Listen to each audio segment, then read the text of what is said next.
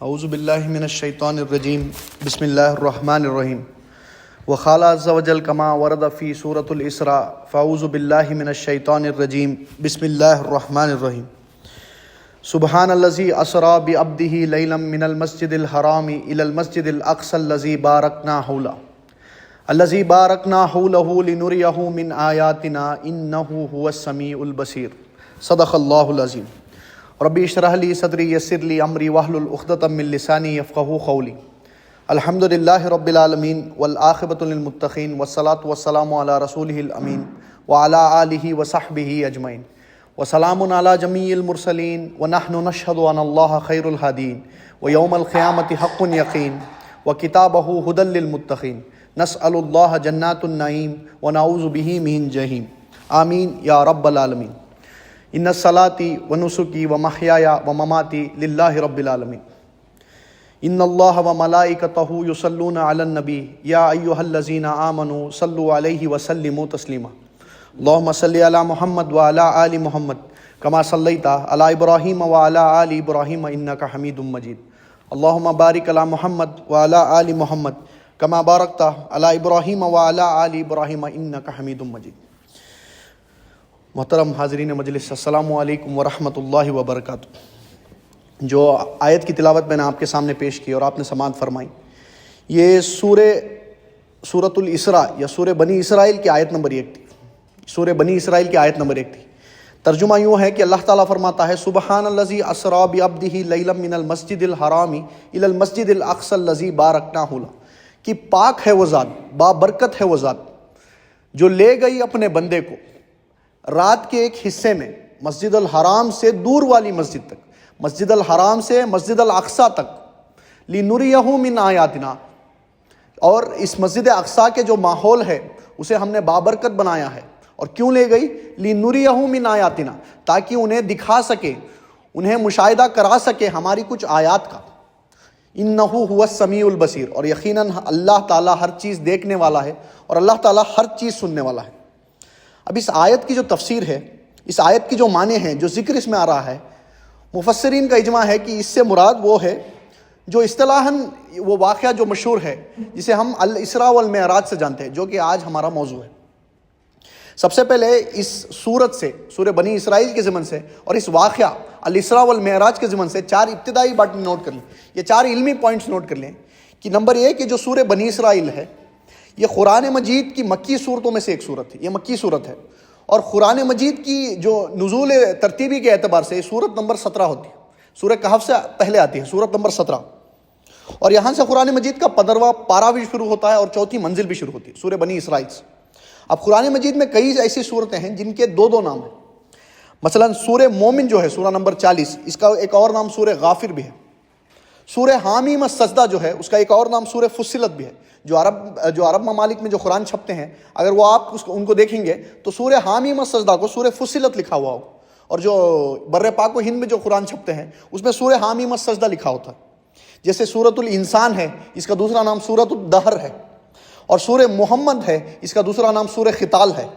اسی طرح سورہ بنی اسرائیل کا دوسرا نام سورہ اسراء ہے۔ اس سورت کے 2 نام ہیں، سورہ بنی اسرائیل بھی وہی سورت ہے اور سورۃ الاسراء بھی وہی سورت ہے۔ اب بنی اسرائیل کے معنی کیا ہے کہ اگر انگریزی میں اس کا ترجمہ کیا جائے تو چلڈرن آف اسرائیل، یا بنی اسرائیل کی اولاد۔ اب یہ جو اسرائیل کا لقب، یہ حضرت یعقوب علیہ السلام کا لقب ہے۔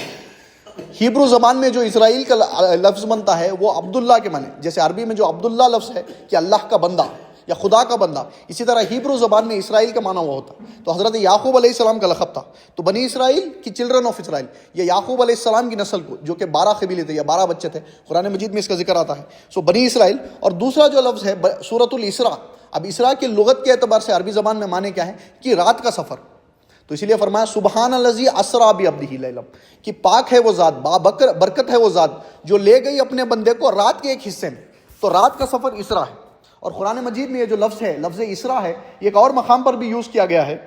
سورہ زخرف یا سورہ دخان، معاف کیجیے، سورہ دخان کی آیت نمبر 23 میں اللہ تعالیٰ فرماتا ہے فَأَسْرِ بِعِبَادِي لَيْلًا إِنَّكُمْ مُتَّبِعُونَ، کہ موسیٰ علیہ السلام سے خطاب ہو کر اللہ تعالیٰ فرماتا ہے کہ موسیٰ علیہ السلام میرے بندوں کو رات کے ایک حصے میں لے کر نکلو، اور یقیناً یہ فرعونی تمہارا پیچھا کرے گا۔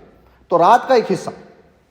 اب اس صورت، یہ بنی اسرائیل کی جو صورت ہے، اس کی فضیلت بیان کرنے کے لیے میں آپ کے سامنے ایک حدیث پیش کرنا چاہتا ہوں. جامع ترمذی کی حدیث ہے، حدیث نمبر 2920، جہاں ام المومنین حضرت عائشہ رضی اللہ عنہا فرماتی ہیں کہ اللہ کے رسول اپنے بستر پر سونے کے لیے تشریف نہیں لاتے تھے جب تک کہ سورہ بنی اسرائیل اور سورہ زمر کی تلاوت نہ کریں. اب یہ تو ہو گیا پہلا سورہ بنی اسرائیل کے ضمن سے. اب دوسرا علمی پوائنٹ یا دوسرا ابتدائی پوائنٹ نوٹ کریں. یہ جو واقعہ اسراء والمعراج ہے جو مشہور ہے، یہ نبی اکرم صلی اللہ علیہ وسلم کے معجزات میں سے بڑا معجزہ ہے، اور اس معجزے کے دو حصے ہیں. پہلا حصہ جو ہے وہ الاسراء کہلاتا ہے، اور دوسرا حصہ جو ہے وہ المعراج کہلاتا ہے. اب الاسراء کیا ہے؟ یہ زمینی سفر ہے. سبحان الذی اسریٰ بعبدہ لیلا من المسجد الحرام الی المسجد الاقصی، کہ اللہ تعالیٰ فرماتا ہے پاک ہے وہ ذات جو لے گئی اپنے بندے کو رات کے ایک حصے میں مسجد الحرام سے، کعبے اللہ کے گھر سے، کعبہ شریف سے مسجد الاقصی کی طرف. اور لغت کے اعتبار سے مسجد الاقصی کا معنی یوں بنتا ہے کہ دور والی مسجد. اس کے بعد حضرت عمر کے زمانے میں مسجد الاقصی تعمیر کی گئی. پہلے تو بیت المقدس تھا، تو مسجد الاقصی کے لغت کے اعتبار سے معنی ہوتا ہے دور والی مسجد. تو یہ جو زمینی سفر ہے، اور یہ خانہ کعبہ سے بیت المقدس تک کا سفر ہے، مسجد الاقصی تک کا سفر ہے، یہ الاسراء کہلاتا ہے. اور اسراء کا جو لفظ ہے وہ سرا سے بنا ہے. تو اسراء مطلب کیا ہے کہ رات کا سفر. یہ الاسراء جو زمینی سفر ہے، یہ پہلا پارٹ ہے. اور دنیاوی اعتبار سے اگر دیکھا جائے، اگر گوگل میپ سے آپ چیک کریں تو مسجد الحرام سے مسجد الاقصی کی جو آج کرنٹ ڈسٹینس ہے وہ 1500 کلومیٹر بنتی ہے. اور اگر فلائٹ سے بھی سفر کر لیا جائے تو 1200 کلومیٹر بنتا ہے اسٹریٹ لائن، 1500 کلومیٹر تک کا سفر. یہ جو زمینی سفر ہے اسے الاسراء کہا جاتا ہے. اور اس کا دوسرا حصہ کیا ہے؟ المعراج. اب معراج عربی لغت میں عرجہ سے بنا ہے یا عروج سے بنا ہے. اب اس کے لغت کے معنی کیا ہوں گے؟ اسینڈ ہونا، ٹو رائز، بلند ہونا، عروج کرنا. تو یہ آسمانی سفر ہے. الاسراء زمینی سفر ہوا، اور المعراج آسمانی سفر ہے کہ بیت المقدس سے سدرۃ المنتہا، بیت المقدس سے سدرۃ المنتہا، یہ معراج کا سفر ہے. اب تیسرا علمی پوائنٹ نوٹ کریں کہ اللہ کے رسول صلی اللہ علیہ وسلم کے جو عظیم ترین معجزات ہیں. اب وہ معجزہ کیا ہے کہ پورے قرآن مجید میں لفظ معجزہ کہیں استعمال نہیں ہوا. معجزہ اس کے عربی زبان میں معنی کیا ہوں گے کہ دماغ کو یا عقل کو عاجز کر دینے والی شے، کہ جنرل سرکمسٹانسز میں جو اکر نہیں ہوتی، اسے معجزہ کہتے ہیں. جو قرآن مجید اس لفظ کے لیے الفاظ یوز کرتا ہے، اصطلاح یوز کرتا ہے، وہ کیا ہے؟ وہ آیات ہے، کہ اللہ کی ایک آیات، اللہ کی ایک نشانیوں میں سے ایک نشانی اللہ تعالیٰ نے نبی کو دی تھی. تو یہ جو اسراء والمعراج کا واقعہ ہے، اللہ کے رسول صلی اللہ علیہ وسلم کے عظیم ترین معجزات میں سے ایک معجزہ ہے. اور اس سے بڑھ کر کہا جا سکتا ہے کہ یہ ان 3 معجزات میں سے ایک ہے، یہ ان 3 معجزات میں شامل ہے جو قرآن مجید میں خود موجود ہے، کہ اللہ کے رسول کے معجزات میں سے. نوٹ کر لیں کہ اللہ کے رسول کی بے شمار معجزات تھی، بے شمار معجزات جو احادیث کی کتابوں میں ملتے ہیں، لیکن قرآن مجید میں جو معجزوں کا ذکر ہے وہ صرف 3 معجزوں کا ذکر ہے. اس میں 3 میں سے الاسراء والمعراج ایک واقعہ ہے. تو یہ 3 معجزے کون سے ہیں؟ اللہ کے رسول کے معجزے کون سے ہیں جو قرآن مجید میں ذکر ہے؟ کہ سب سے بڑا معجزہ، نمبر 1 سب سے بڑا معجزہ، سب سے بڑا معجزہ، سب سے الٹیمیٹ معجزہ جس کی بنا پر نبوت کا دعویٰ ہے، وہ کیا ہے؟ وہ خود قرآن مجید ہے. وہ خود قرآن مجید ہے جس پر نبوت کا دعویٰ ہے. اس کا ریفرنس ہمیں سورہ عنکبوت آیت نمبر 50 اور 50 پر 1 میں ملتا ہے، جہاں اللہ تعالیٰ فرماتا ہے کہ جو مکے کے مشرکین ہیں، یہ جو مکے کے کفار ہیں، وہ آپ سے دلیلیں مانگتے ہیں اگر آپ سچے ہیں. مکے کے مشرکین کیا کرتے تھے؟ نبی اکرم صلی اللہ علیہ وسلم کے پاس پہنچتے تھے اور کہتے تھے کہ اگر آپ سچے ہیں، سچے کس میں؟ اپنے نبی ہونے کے دعوے میں، اپنے نبوت کے دعوے میں سچے ہیں، تو ہمیں کوئی معجزہ پیش کر کے دکھائیے، ہمیں کچھ ایسی چیز دکھائیے جس سے ہمارا دل مطمئن ہو جائے. تو آیت نمبر 50 میں ہے. اس کے بعد آیت نمبر 50 پر 1 میں اللہ تعالیٰ اس کے جواب میں فرماتا ہے کیا ان مشرکین اور کافر کے لیے کافی نہیں ہے کہ ہم نے اس کتاب کو آپ پر نازل کیا ہے معجزے کے طور پر، کہ اس کتاب کو آپ پر نازل کیا ہے جس سے لوگوں کو رہنمائی ملتی ہے، جس سے لوگوں کو ہدایت ملتی ہے، اہل ایمان کے لیے ہدایت ملتی ہے. تو بطور معجزہ قرآن مجید اس کی دلیل ہمیں آیت سورہ عنکبوت کی آیت نمبر 50 اور 50 پر 1 سے ملتی ہے. اور اس کے ضمن میں ایک حدیث بھی ہے، صحیح بخاری کی حدیث نمبر 4981 حدیث میں اللہ کے رسول فرماتے ہیں، حضرت ابو ہریرہ اس حدیث کے راوی ہیں، حضرت ابو ہریرہ رضی اللہ عنہ فرماتے ہیں کہ اللہ کے رسول صلی اللہ علیہ وسلم نے فرمایا کہ اللہ تعالیٰ نے ہر نبی کو معجزے دی جس کی بنا پر، جس کو دیکھ کر لوگ اس نبی پر ایمان لا سکے. اللہ تعالیٰ نے ہر نبی کو معجزے عطا کی، اور میرا جو معجزہ ہے وہ یہ وحی ہے، وہ یہ کتاب ہے جو میرے اوپر اللہ تعالیٰ نے نازل کیا. یہ صحیح حدیث ہے، صحیح بخاری. اور مجھے امید ہے، اس سے مزید الفاظ کیا ہیں کہ اس حدیث کا کنٹینیوشن ہے کہ اللہ کے رسول فرماتے ہیں کہ مجھے امید ہے کہ قیامت کے دن میری امت کی تعداد، یا مجھ پر ایمان رکھنے والوں کی تعداد باقی دیگر انبیاء کی امتوں سے ادھک ہوگی، زیادہ ہوگی، بڑھ کر ہوگی، کیونکہ میرا جو معجزہ ہے وہ سب سے بڑا معجزہ ہے. یہ جو قرآن مجید کا معجزہ ہے وہ سب تمام معجزوں سے بلند ہے، بالاتر ہے. یہ ہو گیا پہلا معجزہ کہ اللہ کے رسول کا سب سے بڑا معجزہ خود قرآن مجید. اب دوسرا معجزہ کہ چاند جو قرآن مجید میں ذکر ہے، یہ چاند کے 2 ٹکڑے ہونے کا معجزہ ہے، جسے ہم شق القمر کے واقعے سے جانتے ہیں، مشہور ہے کہ یہ شق القمر، یہ سورہ قمر کی پہلی 3 آیات میں اس کا ذکر ہے. سورہ قمر کی پہلی 3 آیات میں اس کا ذکر ہے. اور اس سے بھی ریلیٹڈ بخاری میں 2 حدیث ہیں، 3636 اور 3868. یہ 2 حدیث میں اس شق القمر کے واقعے کا ذکر آتا ہے کہ جب مشرکین مکہ اللہ کے رسول صلی اللہ علیہ وسلم نے سے کوئی معجزے کی ڈیمانڈ کی، انہوں نے کہا کہ ہمیں کوئی معجزہ دکھائیے، تو ہیرا کی پہاڑی کے اوپر پاس کھڑ کر جب اللہ کے رسول صلی اللہ علیہ وسلم نے اپنی انگلی مبارک چاند کی طرف اشارہ کیا، اللہ کے اذن سے چاند 2 ٹکڑے ہو کر ایک ٹکڑا دائیں پہاڑ کی دائیں مانند آ گیا اور دوسرا ٹکڑا پہاڑ کی بائیں مانند آ گیا. یہ حدیث میں موجود ہے. یہ دوسرا ہے شق القمر. اور تیسرا وہ معجزہ ہے جو قرآن مجید میں خود اس کا ذکر ہے، جو آج کا ہمارا موضوع ہے، الاسراء والمعراج، زمینی سفر جو اسراء کہلاتا ہے اور آسمانی سفر جو معراج کہلاتا ہے. اب اس کا ذکر کہاں ہے قرآن مجید میں؟ جیسا الاسراء کا ذکر جو آیت کی تلاوت میں نے آپ کے سامنے کی، سبحان الذی اسریٰ بعبدہ لیلا من المسجد الحرام الی المسجد الاقصی الذی بارکنا حولہ، اس میں ہے. اور معراج کا سفر کہاں ہے؟ کہ سورہ نجم کی آیت نمبر 5 سے آیت نمبر 18 تک معراج کا بھی ذکر ہے، واقعہ معراج کا بھی ذکر ہے. تو ان دونوں معجزات کا ذکر قرآن مجید میں. اور کم سے کم اور احادیث کی کتابوں میں بھی، کئی احادیث کی کتابوں میں اس اسراء والمعراج کا ذکر ہے. صحیح بخاری میں موجود ہے، صحیح مسلم میں موجود ہے، ترمذی میں موجود ہے، ابن نساء ابی داؤد میں موجود ہے، ابن ماجہ میں موجود ہے. ان تمام کتابوں میں اس کا ذکر موجود ہے. اور کم سے کم 25 سے 28 صحابی ایسے ہیں، الگ الگ صحابی ایسے ہیں جنہوں نے اس واقعے کی روایت کی. 25 سے 28 تک تعداد ملتی ہے. اب یہ واقعہ معراج جو ہے، اب چوتھا ابتدائی پوائنٹ یا علمی پوائنٹ، یہ آخری علمی پوائنٹ ہے کہ یہ جو واقعہ معراج ہے، اس کا معجزہ ہونا، اس کا اللہ کے رسول صلی اللہ علیہ وسلم کا ایک بہت بڑا معجزہ ہونا، اس پر پوری امت کا اجماع ہے. اہل تشیع ہے، اہل سنت ہے، تمام امت کا یہ واقعہ کا اللہ کے رسول کا ایک معجزہ ہونا، اس پر اتفاق ہے، اس پر اجماع ہے، اس میں کوئی اختلاف نہیں. ہاں لیکن اس کے تفصیلات جو ہیں اس میں کئی اختلافات ہیں. اس کے تفصیلات میں اختلاف ہے. نمبر 1 البتہ یہ اس کے جو تفصیلات ہیں اس میں اختلاف ہے. جو پہلا اختلاف ہے امت میں واقعہ الاسراء والمعراج کو لے کر، وہ کیا ہے کہ اس کی تاریخ کا اختلاف ہے. اس کی تاریخ میں اختلاف ہے کہ اس کے سن میں اختلاف ہے، اور اس کی ایگزیکٹ جو ڈیٹ ہے، جو تاریخ ہے، اس میں بھی اختلاف ہے. پہلی رائے یہ ہے کہ امام طبرانی جو ہیں، جو مشہور ہیں تفسیر الطبری لکھنے میں، وہ یہ کہتے ہیں کہ معراج کا سفر جو ہے آپ صلی اللہ علیہ وسلم کے نبوت کے پہلے سال ہی ہو گیا تھا.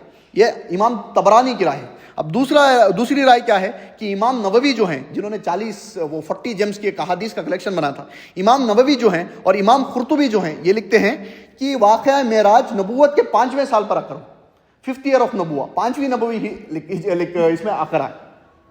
اور امام سلمان منصور پوری، یہ ریسنٹ کے ایک اسکالر ہیں، یہ لکھتے ہیں کہ جو واقعہ معراج اسراء والمعراج ہے، یہ 10 نبوی کو 27 رجب کو آ کر ہوا، یہ پیش آئے. ایک اور رائے یہ ہے کہ یہ ہجرت کے 16 مہینے قبل، یعنی ہجرت کے 1.5 سال قبل 12 نبوی کو رمضان میں پیش ہوا. اور ایک اور رائے یہ بھی ہے کہ ہجرت سے 14 مہینے قبل یہ محرم میں پیش آیا. اور ایک آخری رائے بھی ہے کہ یہ ربیع الاول کے مہینے میں پیش آیا. تو 6 آرا ہو گئی، 6 مختلف آرا ہو گئی کہ نہ سن کا ایک پراپر ڈیٹ پتہ ہے، نہ پراپر تاریخ پر اجماع ہے. ربیع الاول کا مہینہ آتا ہے، رمضان کا مہینہ آتا ہے، رمضان میں ہے، ربیع الاول میں ہے، محرم میں ہے اور رجب میں ہے. یہ 4 مہینے تاریخ کا اختلاف ہے. تو سن کا بھی اس میں پراپر ایک اجماع نہیں ہے، اور ڈیٹ کا جو ایگزیکٹ تاریخ ہے اس کا بھی اجماع نہیں. البتہ یہ علماء کی اکثریت کی رائے ہے کہ یہ ہجرت سے 1.5 سال قبل اور عام الحزن کے بعد پیش آیا. اب عام الحزن کیا ہے؟ کیا ایئر آف سارو یا ایئر آف گریف، کہ ایک ہی سال میں حضرت خدیجہ رضی اللہ عنہا کا بھی انتقال ہوا اور ابو طالب کا بھی انتقال ہوا. تو اس سال کو اللہ کے رسول صلی اللہ علیہ وسلم عام الحزن کہا کرتے یا ایئر آف گریف. تو عام الحزن کے بعد یہ واقعہ پیش آیا، یہ اجماع ہے. اور اس سے یہ بات بھی پتہ چلتی ہے کہ اگر کوئی ڈیٹ یا کوئی تاریخ کا اگر اس میں اتنی رائے ہیں، آرا ہیں، مخالفت ہے، تو اس سے یہ پتہ چلتا ہے کہ جو صحابہ اکرام تھے انہوں نے اس تاریخ سے بڑھ کر ترجیح اس کی اہمیت، اس کے سبق کو دی. اس کا جو سیکھ تھی، اس کے جو سبق تھی، اسے جو اللہ کے رسول صلی اللہ علیہ وسلم کو تحفے دیے گئے تھے، نماز کا تحفہ، اس کو دی. تو اس سے آگے بڑھ کر یہ بھی کہا جا سکتا ہے کہ اگر کوئی ایک ڈیٹ مقرر کر دی جائے علماء کی طرف سے اور اس پر اس واقعے کی عظمت بیان ہو اور ایسی کچھ عمل نہ ہو جو کتاب و سنت کے منافی ہے، تو کتاب و سنت کے خلاف ہے، تو اگر کوئی ایک ڈیٹ مقرر کر بھی جائے اس سے کوئی حرج نہیں پڑتا، یہ کر سکتے ہیں۔ اب دوسرا پوائنٹ کیا ہے کہ اس واقعے کے ضمن میں دوسرا اختلاف کیا ہے؟ پہلا اختلاف تو تاریخ کا ہو گیا، اب دوسرا اختلاف کیا ہے کہ یہ واقعہ کچھ لوگوں کا خیال ہے، کچھ علماء کا خیال یہ ہے کہ آپ صلی اللہ علیہ وسلم کو ایک خواب کی شکل میں دکھایا ہے، جو کہ سراسر غلط ہے، اور بہت سارے علماء نے اس پر تقریریں بنی جو کہ ایک خواب کی شکل میں دکھایا ہے۔ یہ پہلی رائے ہے۔ اور دوسری رائے یہ کہ جو کہ اکثر علماء کی اکثریت کی رائے ہے، علماء اکثر یہ مانتے ہیں کہ آپ صلی اللہ علیہ وسلم کو جسمانی طور پر یہ معراج کا واقعہ پیش کیا گیا، کہ آپ صلی اللہ علیہ وسلم کا جسد مبارک اور ان کی روح یہ جسمانی طور پر، فزیکل طور پر یہ واقعہ معراج پیش آئے۔ اور اس کے لیے دلیل بھی دیتے ہیں۔ پہلی دلیل کیا ہے کہ جو لفظ اسراء ہے، جیسا میں نے کہا کہ سورہ دخان کی آیت نمبر 23 میں بھی ہے، جب اللہ تعالیٰ نے حضرت موسیٰ سے کہا کہ اپنی قوم کو، اسرائیلیوں کو لے کر رات کے ایک سمے میں نکلو، رات کے ایک حصے میں نکلو، اور یقیناً یہ فرعون تمہارا پیچھا کریں گے، تو یہ کوئی خواب میں نکلنا نہیں تھا، یہ کوئی خواب کا نکلنا نہیں تھا، یہ فزیکلی ان کو لے کر وہاں سے نکلنا تھا۔ اور جو دوسری دلیل دیتے ہیں، صحیح بخاری کی 3 احادیث ہیں، صحیح بخاری کی 3 احادیث ہیں، 4716، 3888 اور 6613، ان 3 احادیث میں حضرت ابن عباس کا قول ہے کہ یہ جو معراج کے دن اللہ کے رسول صلی اللہ علیہ وسلم کا اللہ کی آیاتوں کو دیکھنا تھا، اللہ کی آیات کا دیکھنا تھا، یہ اپنی آنکھوں سے دیکھنا تھا، یہ اپنی فزیکل آنکھوں سے دیکھنا تھا، بلکہ دل کی آنکھوں سے نہیں، یہ خواب نہیں تھا۔ یہ دوسری دلیل تھی۔ اور ایک تیسری رائے بھی ہے کہ اللہ کے رسول صلی اللہ علیہ وسلم کو 2 بار معراج کا واقعہ پیش آیا، ایک بار نبوت کے فوراً بعد خواب کی شکل میں، اور دوسرا یہ جو ہجرت سے 1.5 سال قبل یہ فزیکل اپنی جسم مبارک کے ساتھ اور اپنی روح مبارک کے ساتھ اللہ کے رسول آسمانوں پر تشریف لے گئے تھے۔ یہ 3 مختلف رائے ہیں۔ اور آخری ایک جو اختلاف ہے وہ میں مینشن کر کے ایک واقعے کی طرف بڑھتا ہوں۔ یہ جو آخری اختلاف ہے وہ کیا ہے کہ کیا، اور یہ مزید یہ بہت پرانا اختلاف ہے کہ کیا اللہ کے رسول صلی اللہ علیہ وسلم نے معراج کے موقع پر اللہ کو دیکھا تھا، اللہ کا دیدار کیا تھا؟ اس میں جو سب سے بڑھ کر ایک حدیث پیش کی جاتی ہے، صحیح بخاری کی حدیث ہے 4855، جہاں حضرت ام المومنین حضرت عائشہ رضی اللہ عنہ فرماتی ہیں کہ جس شخص نے بھی یہ کہا کہ اللہ کے رسول نے اللہ کا دیدار کیا ہے، جس شخص نے یہ کہا کہ اللہ کے رسول نے اللہ کو دیکھا ہے، تو وہ یقیناً جھوٹا ہے، وہ جھوٹ بول رہا ہے۔ یہ بخاری کی حدیث ہے جو پیش کی جاتی ہے، اور اس کے برعکس، اس کے مخالفت میں اور حدیثیں پیش کی جاتی ہیں، لیکن ان کی جو اسٹرینتھ ہے، ان کی جو سند ہے، اس اسٹرانگ درجے میں نہیں ہے۔ مسند احمد میں احادیث ہیں اس کے برعکس کی رائے میں، مسند احمد میں احادیث ہیں، ترمذی میں احادیث ہیں، لیکن یہ بخاری کی صحیح حدیث ہے۔ اب اس واقعے کی جو حقیقت ہے، اس کی جو اہمیت ہے، اس کے جو تفصیلات ہیں، انہیں بیان کرنے کے لیے ہمارے سورسز کیا ہونے چاہیے؟ ہمارے سورسز کیا ہونے چاہیے؟ میں اپنے آپ سے اگر کچھ کہوں گا تو اس میں کچھ چیزیں کم ہونے کا اندیشہ ہے، امکان ہے، یا اس میں مزید کچھ چیزیں اپنی جوش کی وجہ سے، اپنی شدت کی وجہ سے ایڈ ہونے کا بھی امکان ہے۔ تو ہمارے سورسز کیا ہونے چاہیے؟ اس واقعے معراج، الاسراء والمعراج کو بیان کرتے ہوئے ہمارے سورسز کیا ہونے چاہیے؟ وہ سورسز جو پہلی سورس ہے، پہلا بنیادی سورس ہے، جو پہلا بنیادی چیز ہے، وہ قرآن مجید ہے۔ اور قرآن مجید میں جیسا میں نے کہا کہ 2 مقامات پہ الاسراء والمعراج کا ذکر ہوتا ہے۔ الاسراء جو زمینی سفر ہے اس کا مینشن ہے، اس کا ذکر ہوتا ہے سورہ اسراء کی آیت نمبر 1 میں، سبحان الذی اسریٰ بعبدہ لیلا من المسجد الحرام الی المسجد الاقصی الذی بارکنا حولہ لنریہ من آیاتنا انہ ھو السمیع البصیر۔ اور جو معراج کا واقعہ ہے، جو آسمانی سفر ہے، اس کا ذکر سورہ نجم کی آیت نمبر 5 سے آیت نمبر 18 کے درمیان ہے۔ تو پہلا درجہ، پہلا سورس، پہلا سند قرآن مجید، اور دوسرا درجہ کیا ہے؟ قرآن مجید میں کیا ہے؟ احادیث نبوی ہیں۔ اب حدیثوں میں بھی درجات ہیں، صحیح بخاری کی حدیث ہے، صحیح مسلم کی حدیث ہے، اور اس سے بڑھ کر جو حدیث ہے جو ان دونوں میں موجود ہے، متفقن علیہ کہتے ہیں، جو خود امام بخاری نے بھی اپنی صحیح بخاری میں نقل کیا اور خود امام مسلم نے بھی اپنی صحیح مسلم میں نقل کی، جو حدیث ان دونوں میں موجود ہیں وہ حیش قرآن کے بعد وہ حیش درجہ ہے۔ اس کے بعد بخاری کی حدیث ہے، اس کے بعد مسلم کی حدیث ہے، اس کے بعد دیگر احادیث کی کتاب ہیں، جیسے جامع ترمذی ہے، سنن نسائی ہے، سنن ابی داؤد ہے، اور سنن ابن ماجہ ہے۔ تو یہ جو معراج کا واقعہ ہے، میں معراج کا واقعہ ایک احادیث کے ذریعے بیان کرنا، ان احادیث کے ذریعے بیان کرنا چاہتا ہوں، اور جو واقعہ میں پیش کر رہا ہوں، جو میں واقعہ آپ کو بول کر سناؤں گا، یہ 99% اس میں جو احادیث ہیں وہ صحیح احادیث ہیں جو بخاری اور مسلم سے ہیں، اور 1 یا 2 ایسے احادیث ہیں جو ان 4 کتابوں سے، جو دوسرے 4 کتابوں سے، ترمذی سے، ابن ماجہ سے، ابی داؤد سے اور سنن نسائی سے ہیں، وہاں میں اس کا تذکرہ کر دوں گا۔ اور جب میں یہ واقعہ پیش کروں گا، جو میں ہر چیز پر دلیل نہیں دوں گا، ہر چیز پر کتاب کا نمبر نہیں دوں گا کیونکہ جو مسلسل ربط ہے وہ نہ ٹوٹے. اس سے پہلے میں آپ کو دلیلیں دے دوں جو کہاں سے سورسز ہیں وہ دے دوں. جو آپ کو واقعہ میں پیش کر رہا ہوں وہ صحیح بخاری کی حدیث نمبر 3887 3207 340 پر 9 اور 7517 حدیث ہیں, اور صحیح مسلم کی 411 حدیث نمبر سے 430 حدیث نمبر تک, اور بیچ میں ایک سنن نسائی کی اور ایک ترمذی کی روایت بھی آئے گی, وہ میں وہاں بیان کر دوں گا کہ کون سی حدیث. تو اس کے مروی ہیں حضرت ساسا رضی اللہ عنہ, یہ انصاری صحابی ہیں. حضرت ساسا رضی اللہ عنہ فرماتے ہیں کہ اللہ کے رسول صلی اللہ علیہ وسلم نے فرمایا کہ ایک رات میں حتیم میں لیٹا ہوا تھا, یہ کعبے کے بغل میں لیٹا ہوا تھا. ایک روایت میں ہے کہ میں اپنے گھر میں لیٹا ہوا تھا, اچانک چھت پٹی اور مجھے لے کر کعبے کے بغل میں لے جایا گیا. یا حتیم کے اندر, دوسری روایت میں آیا کہ میں حتیم کے اندر لیٹا ہوا تھا. حتیم وہ باؤنڈری ہے, اگر آپ نے کعبہ دیکھا ہوگا تو اس کے اطراف ایک دیوار ہوتی ہے سیمی سرکل, وہ کعبے کے اندر کا ہی پارٹ ہے. تو حتیم کے اندر اللہ کے رسول فرماتے ہیں کہ ایک رات میں حتیم کے اندر لیٹا ہوا تھا کہ اچانک وہاں 2 فرشتے آئے. ایک روایت میں 2 کا الفاظ ہے, ایک روایت میں 3 کا الفاظ ہے, لیکن اس میں ایک حضرت جبرائیل بھی تھے. اب اللہ کے رسول فرماتے ہیں کہ وہاں 2 یا 3 فرشتے آئے جس میں ایک حضرت جبرائیل تھے. اور حضرت جبرائیل نے کیا کیا, حدیث کے الفاظ یوں ہیں کہ اللہ کے رسول نے اشارہ کر کے بتایا کہ یہاں سے یہاں تک حضرت جبرائیل نے میرے سینے کو کھولا. تو روایت میں آتا ہے کہ جو آپ کا گلے کے نیچے کا حصہ ہے اس سے جو نفس کا حصہ ہے جو وہاں تک حضرت جبرائیل نے, اسے ہم شق الصدر کہتے ہیں کہ آپ کے سینے کو کھولنا, کہ آپ کے سینے کو حضرت جبرائیل نے کھولا. اور ایک سنہری تشت میں ایمان اور حکمت لے آئی گئی, ایک سنہری تشت میں, ایک گولڈن ٹرے میں ایمان اور حکمت لے آئی گئی, اور ایک دوسری تشت میں زمزم کا پانی لے آیا گیا, ایسی روایت ہے.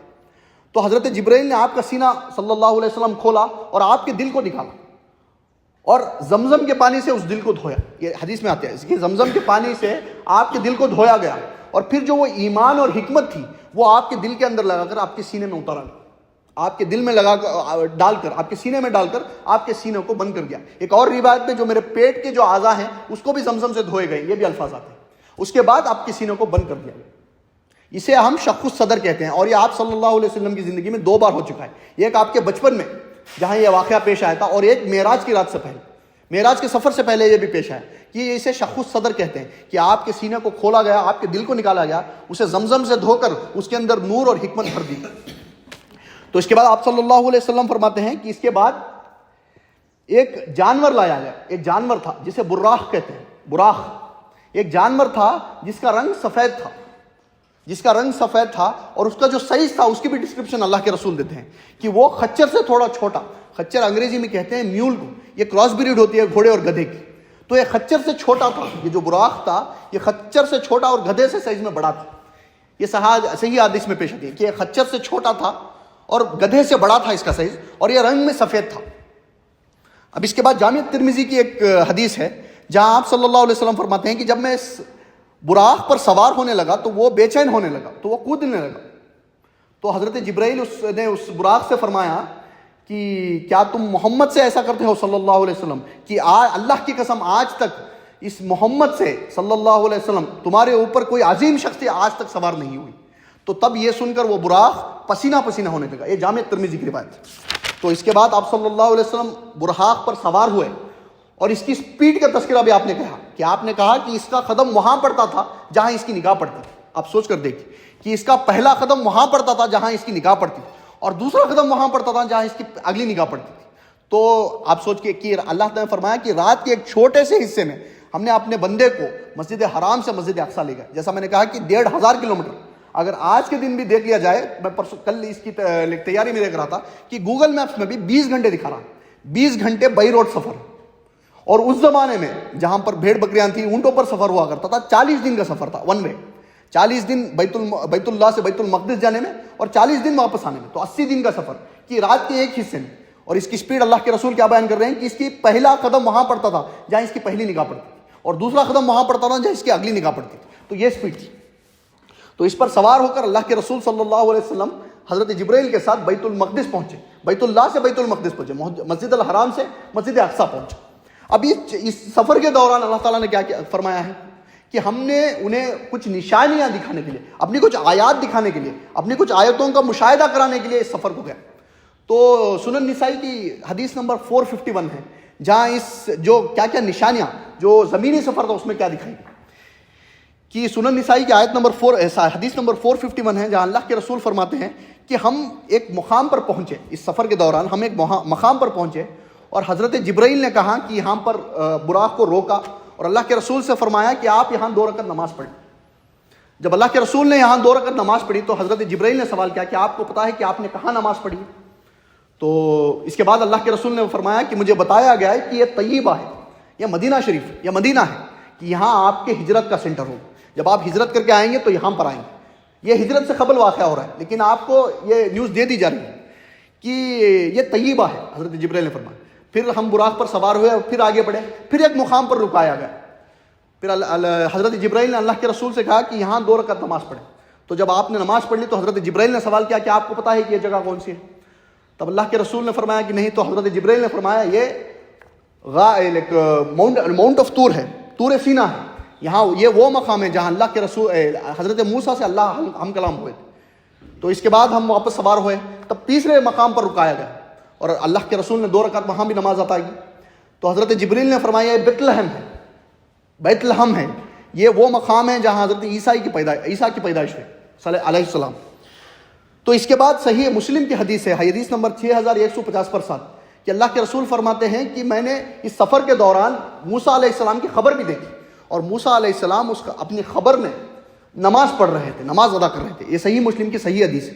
اب یہ غیب کا معاملہ ہے، یہ برزخ کا معاملہ ہے، یہ کس طور پر ہے ہم نہیں جانتے، اللہ عالم، لیکن یہ غیب کا معاملہ ہے کہ اللہ کے رسول نے فرمایا کہ اس سفر کے دوران، صحیح حدیث ہے صحیح مسلم کی، اس سفر کے دوران میں ہم نے حضرت موسیٰ علیہ السلام کی خبر دیکھی اور وہ اپنی خبر میں کھڑے نماز پڑھ رہے ہیں۔ اس کے بعد اللہ کے رسول صلی اللہ علیہ وسلم بیت المقدس پہنچتے ہیں اور روایت میں آتا ہے کہ میں نے براق کو وہاں باندھا جہاں انبیاء اپنی سواریوں کو باندھا کرتے تھے۔ میں نے براق کو وہاں باندھا، میں نے اپنی سواری کو وہاں باندھا جہاں انبیاء اپنی سواریوں کو باندھا کرتے تھے۔ پھر اللہ کے رسول صلی اللہ علیہ وسلم مسجد اقصیٰ میں داخل ہوئے تو آپ نے دیکھا کہ تمام انبیاء وہاں جمع کیے گئے، تمام نبی، تمام انبیاء وہاں جمع کیے گئے ہیں۔ اور ایک حدیث میں، ایک روایت میں یہ بھی ہے کہ آپ نے حضرت عیسیٰ علیہ السلام کا ڈسکرپشن بھی دیا، حضرت موسیٰ علیہ السلام کا بھی ڈسکرپشن دیا، حضرت ابراہیم علیہ السلام کی مشابہت بھی، اور آپ نے پایا کہ تمام انبیاء وہاں پر موجود ہیں، اور حضرت جبرائیل نے آپ کو آگے کر کر تمام انبیاء کا امام بنایا، تو اس لیے آپ امام الانبیاء بھی کہلاتے کہ وہاں تمام نبیوں کو، تمام انبیاء کو آپ نے نماز پڑھائی ہے، آپ نے امامت کی ہے تمام انبیاء کی۔ تو اس کے بعد اللہ کے رسول صلی اللہ علیہ وسلم امامت کرنے کے بعد جب مسجد سے باہر نکلتے ہیں تو حضرت جبرائیل اللہ کے رسول صلی اللہ علیہ وسلم کے پاس 2 پیالے لے کر آتے ہیں، جس میں ایک میں دودھ تھا اور دوسرے میں شراب تھا، روایت میں آتا۔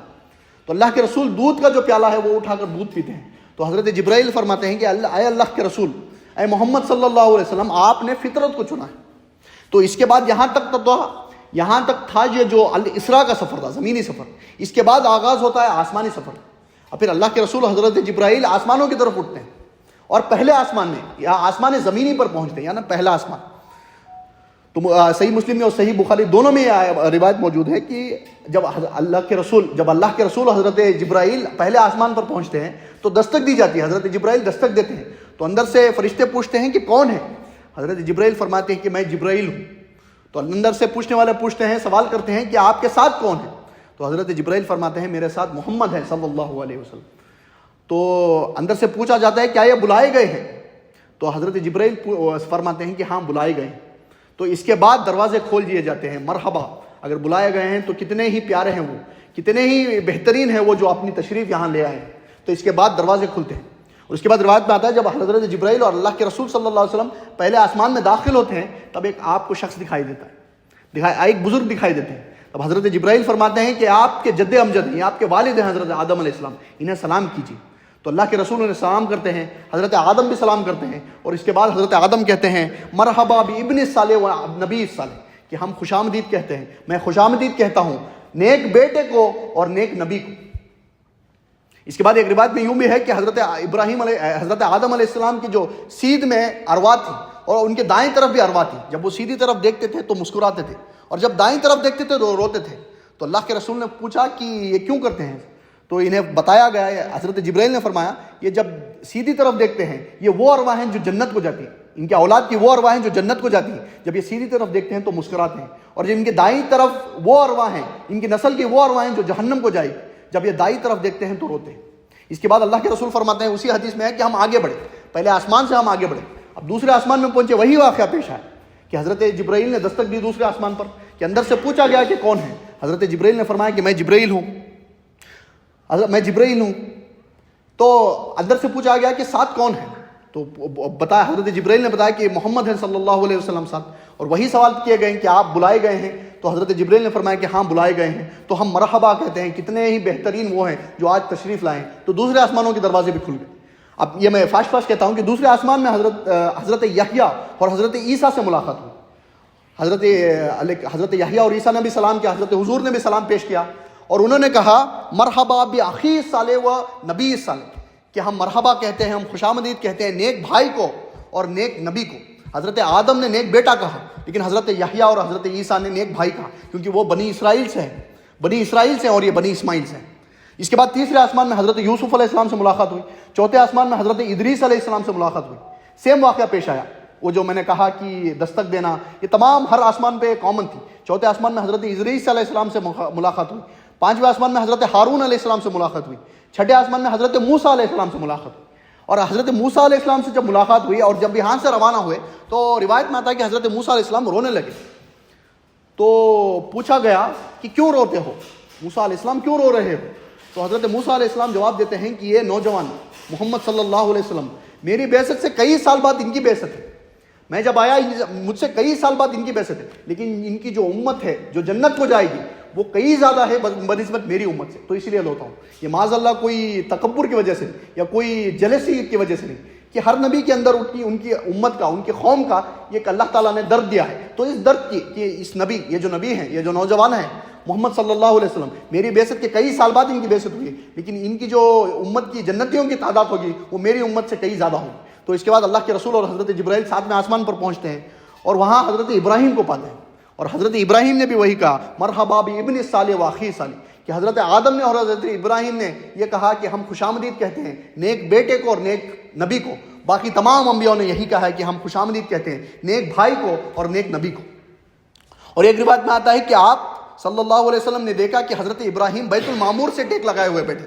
اب بیت المعمور کیا ہے؟ جو زمین پر کعبہ ہے، اسی کے سیدھ میں ساتویں آسمان میں ایک اللہ کا گھر ہے، اسے بیت المعمور کہا جاتا ہے۔ اور روایت میں آتا ہے کہ بیت المعمور کا طواف 70,000 فرشتے کرتے ہیں، اور ایک بار جب ایک فرشتے نے اس کا طواف کر لیا تو اس کے بعد اس کے اگلی باری کے لیے وہ انتظار کرتا ہے، قیامت آ جائے گی لیکن اس کی اگلی باری نہیں آتی۔ تو کتنے فرشتے ہیں، اتنے فرشتوں کی تعداد ہے کہ ایک بار جب اس نے طواف کر لیا، اور دن میں 70,000 فرشتے اس کا طواف کرتے ہیں، اور جو دوسری بار اگر وہ ویٹنگ پیریڈ میں ہو تو قیامت آ جاتی ہے، اس کی باری نہیں آتی۔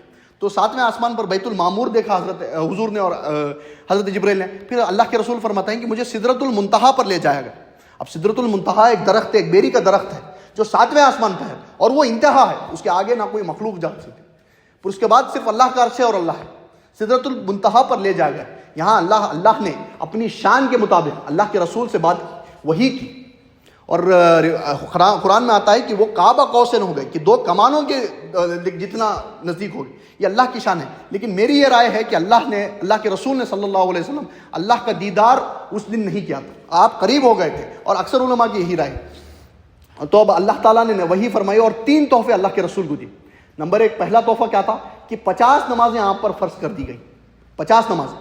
نمبر 2، سورہ بقرہ کی جو لاسٹ 2 آیات تھیں، آمن الرسول بما انزل الیہ من ربہ والمؤمنون، یہاں سے لے کر سورہ بقرہ کے آخر تک 285 اور 286، یہ 2 آیات آپ کو گفٹ میں دے دی گئی۔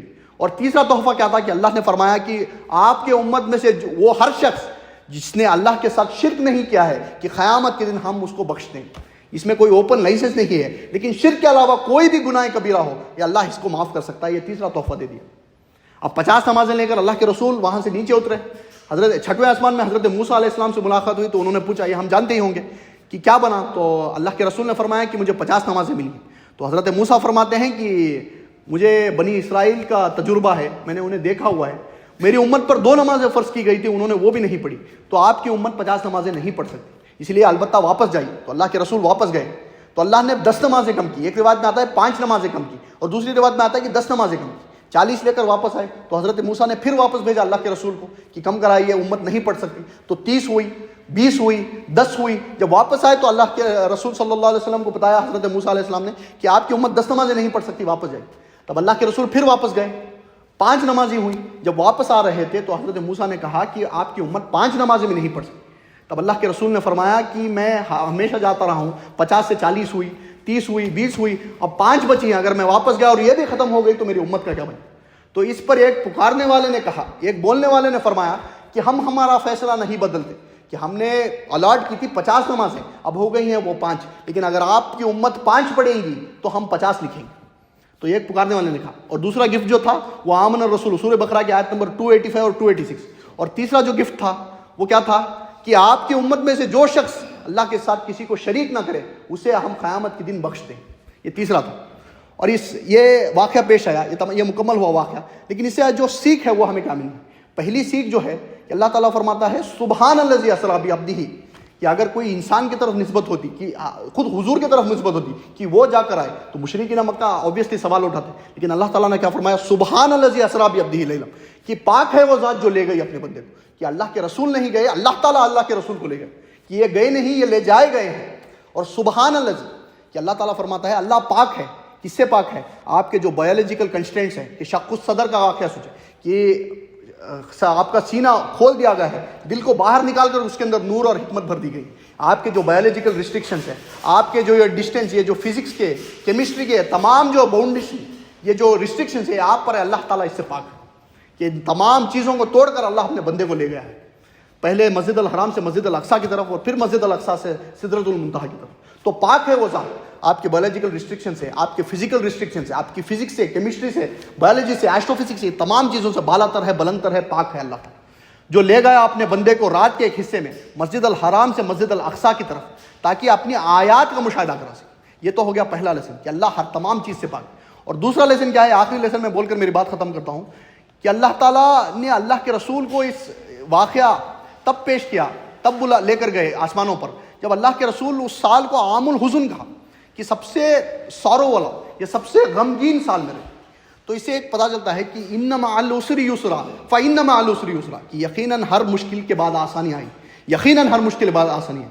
کہ اللہ کے رسول اپنی زندگی کے اس موڑ پر تھے کہ جہاں آپ کی بیگم, جہاں آپ کی بیوی ام المومنین حضرت خدیجہ رضی اللہ عنہا اور آپ کے سپورٹ جو تھے ابو طالب, ان دونوں کا انتقال ہو گیا تھا, اور آپ لوئسٹ پر تھے. اور اس کے بعد طائف کا سفر تو آپ کو یاد ہوگا کہ طائف کے پتھر اللہ کے رسول صلی اللہ علیہ وسلم نے اپنے جسم مبارک پر کھائے.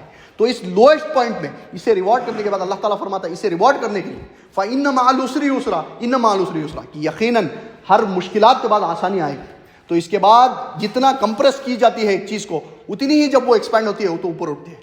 تو اللہ تعالیٰ سے دعا ہے کہ کہی ہوئی باتوں کو سمجھنے کی, سمجھ کر عمل کرنے کی توفیق دے. ربنا تقبل منا انک انت السمیع العلیم وتب علینا انک انت التواب الرحیم, واخر الدعوانا ان الحمد للہ رب العالمین.